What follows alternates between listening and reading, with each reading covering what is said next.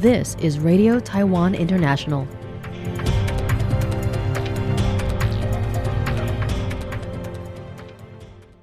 Welcome to the news on Radio Taiwan International.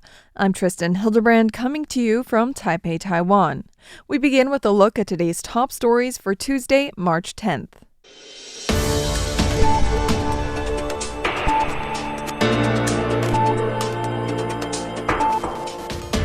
President Lai Ching-te announces a 24 billion NT dollar drug supply resilience plan. The Guam governor visits Taiwan and establishes sister city ties with Kaohsiung, and the U.S.-Iran war adds a new complexity to the expected Trump-Xi summit at the end of March. But first, today's top story.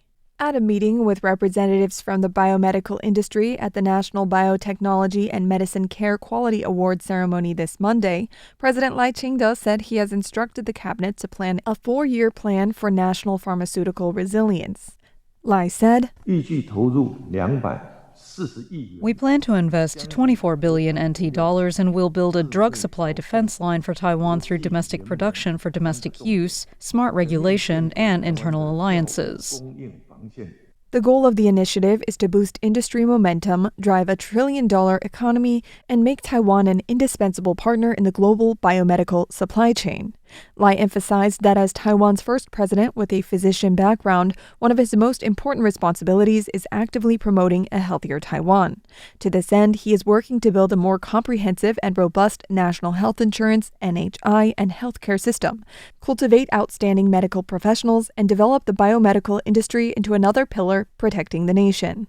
Regarding NHI, the president said that the total budget for the system has increased from $27.8 billion in 2024 to $29.5 billion in 2025 and will reach $31.4 billion this year. Per Lai, the main goal of improving the NHI system is to improve compensation for medical professionals. The health ministry has already raised payments for internal medicine, surgery, pediatrics, and critical care. He also emphasized that alongside a strong healthcare system and skilled medical professionals, a thriving biomedical industry is necessary for support. Lai said the government is working on relevant amendments and legislation in addition to implementing a 5-year plan focused on promoting smart healthcare.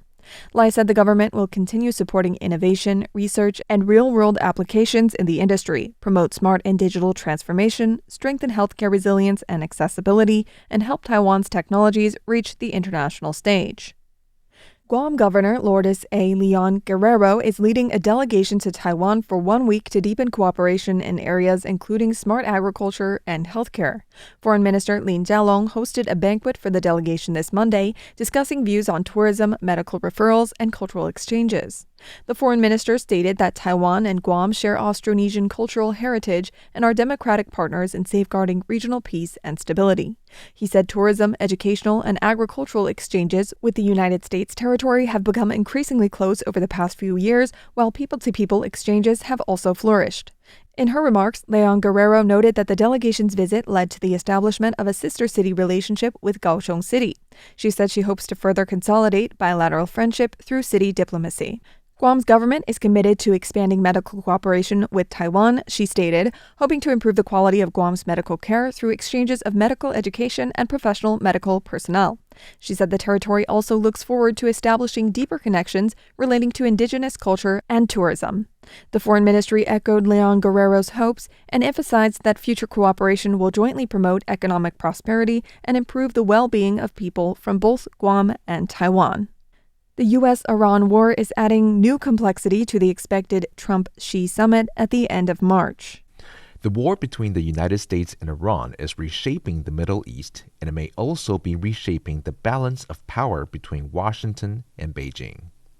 As fighting intensifies and global energy markets react, questions have emerged over whether a long-anticipated summit between President Donald Trump and Chinese President Xi Jinping at the end of March could be affected. Some media reports suggest Beijing has considered delaying the meeting to signal dissatisfaction with Washington's military campaign. But several scholars say the summit is still likely to proceed.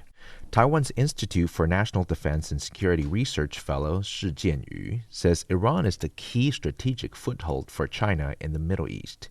He argues that while the conflict puts pressure on Beijing's regional interests, it is still unclear whether the United States can fundamentally weaken China's position there. Xi did not expect the war to derail the Trump-Xi meeting. Instead, he says the agenda may shift. Talks that were expected to focus on tariffs, trade, and Taiwan could now expand to global crisis management and regional security. He adds that Trump's strike on Iran's naval, air, and nuclear-related facilities are meant to project military resolve, not only towards China, but also towards European allies. That display of force, he says, could strengthen Trump's leverage at the negotiation table. Another INDSR scholar, Gong Xiangshen, says Trump has been laying the groundwork for his summit since last year, using actions from Venezuela to Iran to build a deterrence and bargaining power. Analysts say the late March meeting may mark not just a routine summit, but a defining moment in U.S.-China strategic rivalry. Joey Chow for RTI News. This Tuesday, Premier Zhuo Rongtai said the government has joined two international submarine cable repair regions, the Yokohama and the Southeast Asia-Indian Ocean region, to strengthen Taiwan's cable repair capabilities. These fleets include vessels from Japan, South Korea, Singapore, and Indonesia. Zhuo was responding to concerns raised by DPP legislator Zhuang Ruisheng, who pointed out that Taiwan relies heavily on submarine cables for communications, financial transactions, cloud computing, and national defense data transfer. With international submarine cables carrying massive cross-border data flows, any disruption could pose a national security risk if Taiwan had to rely solely on international repair ship schedules, which could cause long delays. Ocean Affairs Council Minister Guan Biling added that automated warning and broadcast systems have been deployed in cable zones, with radar monitoring of maritime areas. If ships linger or navigate abnormally in cable zones, Coast Guard units are dispatched immediately. A blacklist has also been established for ships that deliberately turn off automatic identification systems, AIS. These concerns come on the heels of warnings by former KMT legislator and current Washington-based think tank researcher Xu Yuren, who on March 2nd testified before the United States Congress regarding China's use of gray zone tactics to disrupt Taiwan's undersea cables. Xu advocated stronger sanctions and called for cross-party unity in Taiwan when facing national survival threats, urging the legislature to approve urgent national defense budgets.